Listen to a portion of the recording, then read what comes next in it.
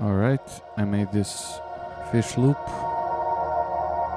Alright, but let's make it better.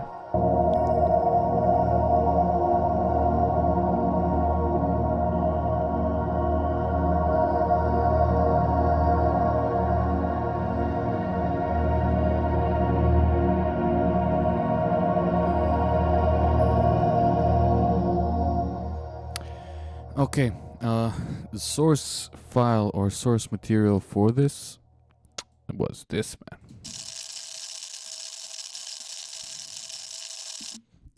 Okay, it's so it started out as as a tutorial thing I was supposed to do, but what I agreed upon with the person was to make something that everybody was able to make without external like third-party plugins. So the first like this lower part, it's pretty neat, pretty deep, right? Was made using stuff, so which I'll cover in a moment, and the other part of it, or the other layer, it's this. All right. So I went step by step. I kind of envisioned what each part of the process, because like what each part was doing, and then I tried to recreate it with Ableton stock plugins, but it didn't really sound right. Like I was really trying to replicate this sound, but like in the end, I kind of had to go on a tangent with this one to hear, because it just sounded different because of the plugins, because of the way they process sound, and so it sounded different, and I couldn't really recreate this as close as I wanted it to, but it kind of ended up being this like upper twist. It reminded me of the colors, right, of this video, and it's good for inspo. Okay. So without the, because like the main part of the, I guess, melodic part of the sound, what's making it is it's doing, what's doing the work is the convolution thing, which I use a lot if you follow my stuff, right, without the filter.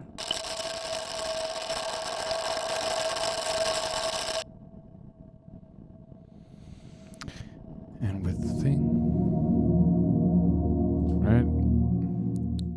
And here without convolution, I didn't use Meldas, which sounds different. This was my first time using, and wasn't using like hybrid reverb for these purposes, but like comparing the two, and I couldn't get the sound. Right, very stereo, very interesting and dodgy, and it's like it's getting its input from this fizz sound that I downloaded, and that I'll link to you if you want to download, because it's free on my free sound. Okay, so let's start with the upper one. Kind of go through it and enable stuff. So it's a matter of, let me this. Okay, so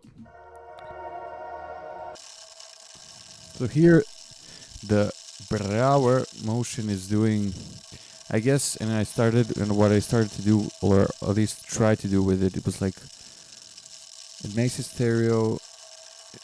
It probably like it splits it into two signals. You can see it here that it like pans them, and it gives them certain rates. But how this behaves is different to auto pan. Like one's not better than the other, it's just different. But the difference is probably, the main difference is because this affects the signal with other stuff, like whether it's some form of Doppler processing or just coloring the signal, because you can see that you have like dirt and compression and drive here. So I was going through presets and I went with moving pads, and it sounded okay with me.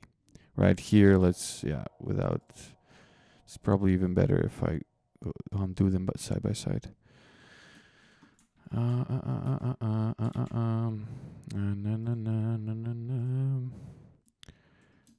do it fast. Okay. Sorry. Okay, so I'm getting way too much gain here. My apologies. Uno momento, because I can't really touch much, and I need to be good with my levels. Right, is this here? Right. It affects the stereo different. Like this is more mono, and I added a phaser and a flanger to kind of try and get some form of stereo cancellation and dissolution with it. And this just sounds different, and I would say like better, but I'd probably have to mess around with it. I added the auto filter just as a kind of as an EQ with the drive thing very much up. Because I was probably referencing the stereo, like the frequency spectrum of the things, right? So, okay, next. Oh, actually, I did it the same as well, like the same here. I really like this filter. Like, I saw that the Alchemist uses one up, and when you use it, it's like a simple low pass filter, but the resonances and the way it affects, like the way it distorts, especially with like higher Qs, with like higher resonances, it sounds very pleasant. So without it, okay, I added in significant gains, so it's makes it less subjective, but you get the point. Here, okay, I'm distorting quite a bit, but you get the point. Okay. Next, this is kilohertzes, like non-linear filter. I don't know in what way does it, like what does it, like I know with like linear phase EQs and stuff like that it doesn't flip the phase of the sample as you're affecting it, right? So it is probably similar, but the reason why I like this one is literally because of the cues and the way that it affects, like it sculpts the sounds and you can see it. So I'll probably, like, when you get the drive, it kind of gives it like this interesting curve. And especially like with cues, right? You can see all these like little ways it's affecting the sound. And I changed the mode to warm here as well. And like the different types give different results that's very actually, like, as I was trying to like reverse engineer my thought process, because the way that I went about with the first one was very quick. Like I was just following what was interesting, like a train, like a thread of thought, and I wasn't really looking at this this visual part as well, because I feel this very much influences your, like, the way you think about it as well, and it's good for just inspiration and kind of giving you a fresh approach, like reference and like freshening the whole process up. Okay, so without it, again I really like, okay, like I guess it accentuates the high end, and like it breaks it in an interesting way, and that's why I went with it. But whatever, right? There's no right way to do it, but I'm trying to. Oh yeah, and with this one, yeah, I went with the tube because it breaks the sound as well, so you can hear it. Right, it adds like little like, I'll use the word crinkles, but it's basically a matter of like you adjusting like this bias thing as it kind of works as a gate to the whole thing. And I reduce the drive, which I think it like reduces the drive thing reduces the input rather than like it, but I could be wrong, but I know it definitely decreases like the input, because you need a certain like amount or like a certain signal for it to pass through this for okay, it's actually way more apparent, right? So you can hear it like kind of slowly going around here, which actually was, I'm using this, but I'm not sure if this is very audible, but okay. This, okay. So here I did the complete like opposite. So I did a notch, and I like, because this thing was okay, it's too loud now, but basically I went with like the thing that's giving it the most, like that's the loudest, and then I inversed it. Like I almost, not, it's not even almost, I did like at a certain point I completely muted it, but I got like, I wanted like the other part of the spectrum, like the other part of the sound, for it to be more audible, and I pushed like the gain up by 18 dB. Alright, you can hear all the nuances that come through.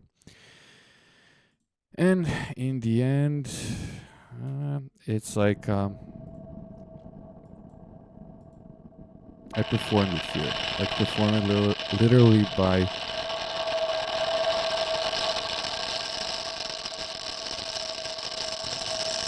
going through the song and just cranking up the thing. But I performed it after I set it up, so the convolution was here. That's important for me to say.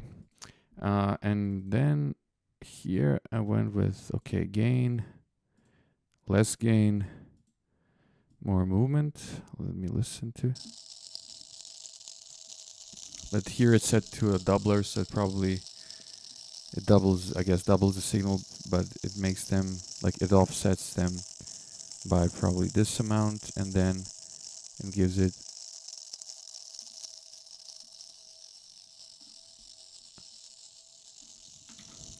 okay. More gain. Okay, here, here so I tried to replicate what I was doing with the Pro Q3, right? But here I couldn't get, even though like EQ8 has it has a notch, but it didn't sculpt the sound, and I wasn't able, like, you know, I can crank up the gain and I can set the scale to 200, but it didn't sound the same. Like it didn't do the thing that I tried to like get from the first part. So I completely abandoned that idea. But what I did here was is there? Yeah, there is an LFO. So I set up an LFO to assign, and I set it up so you can see the gain and frequencies, and this was fine-tuned to ear, that it's kind of sweeping through the sample. More gain. All right. It's like fire crackling, but what I like about it compared to this one has these like dynamic spikes, and those spikes really they correspond really well with the convolution reverb. So more reverb here. I guess I removed the low end, even though I could have left it. But I think I removed the low end because this one was, you know, with the convolution, which I'll come to right now. There was already stuff happening. And this, I didn't do almost anything aside from I took a sample from Ableton's. This is stock Ableton stuff. Let me just try and find it's this synth. Yeah, synth chords, C minor 11th, 122.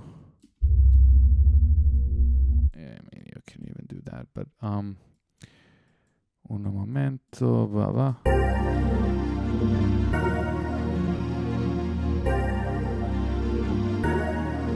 Right, so it's just a loop, but I took a really tiny, I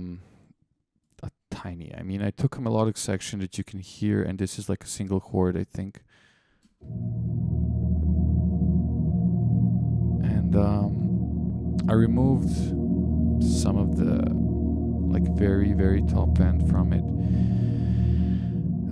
I didn't affect it with pitch, I didn't stretch it, I didn't do basically anything, even though this shift thing is really cool, but I don't really want to touch it because it's, okay, it's 672 minus.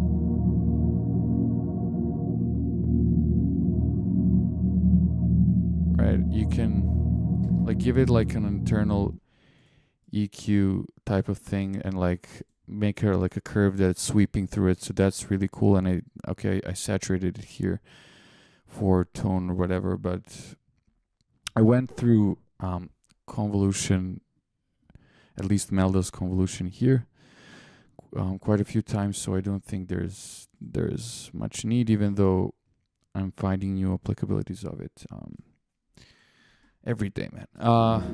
And then I'm just rounding it up really, really slightly with the glue compressor. And this one here, this is almost inaudible, but when you crank up the volume,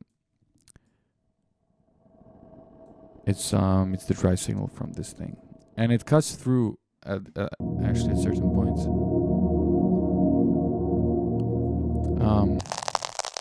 And this acts as like a higher layer with it, and like those before mentioned crackles that occur, they give it really, really cool tones, right? Like this. It will occur here. So let's.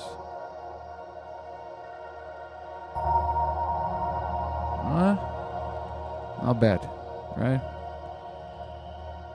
And then I sculpted the thing because it's like very much mid focused here, and even though this is nice as well, but like I wanted it to be more glimmery or whatever, but like more top focused. So I've overdriven it a bit with, these settings are just set to taste, and okay, I added more mids here, but without it. Let me listen to it. Yeah, I can get away with this. Yeah. All right, and that's it. There you have it. And so the thing with this, you can always try, but I rarely do. But like, you can put different samples, and maybe some interesting stuff could occur. But usually, you're very much like fine tuning your effects, like your effects chain, to a certain sample. And I think this, or at least my attempt to recreate this sound here, confirms it, as it kind of, you're following like a thread, the way you're processing it here. And my idea was to make it, even though it's like this this non-melodic texture thing, but it has certain characteristics inside of the sound that can be like brought up and be more pleasant, and for it to have movement. And the moment I'm okay with this, crazy recording sound, then it really becomes a pleasure for me to just chug in something melodic on it. And it's actually what's applicable here is let me put a different one because I didn't really do much with convolution, with Melda's convolution, right? So if I were to put a new Melda convolution, and for example, let's do stock Ableton stuff as well. So let's do something melodic.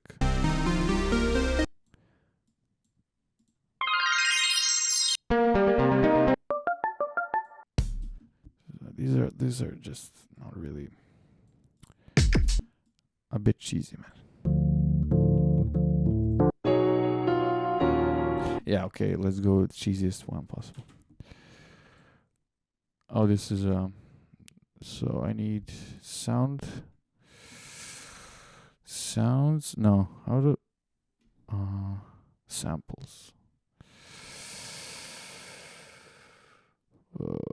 Piano keys.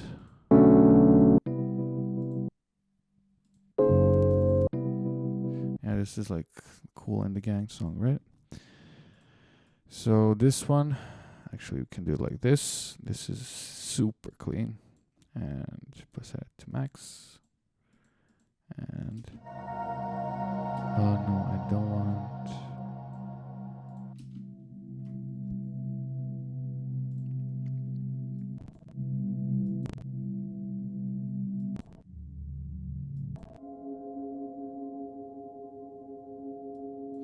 Maybe I want it for it to be a bit longer. Yeah. Like maybe for it to be kind of more of a sequence. Yeah.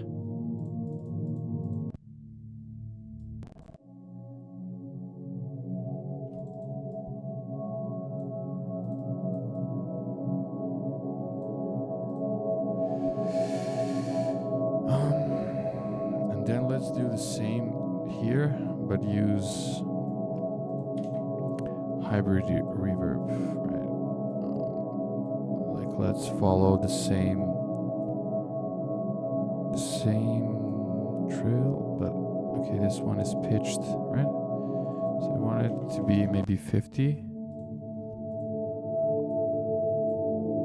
And size. Actually, that sounded better.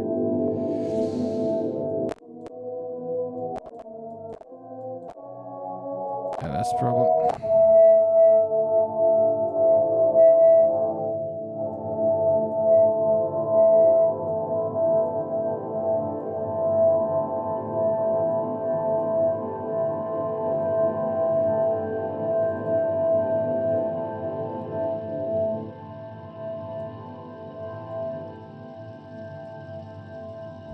So maybe this. This is 50.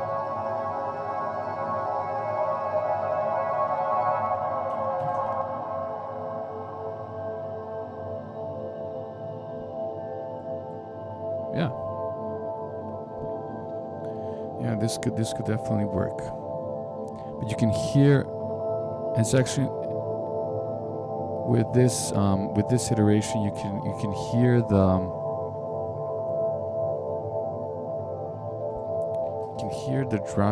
dry thing. I'll actually record this. Like the before mentioned dry part of the sound, which was here. No, yeah, you can actually hear it. Yeah. Dax is kind of a, I don't know how would you even name it, but it goes with this weird thing. And let's hope. Yep.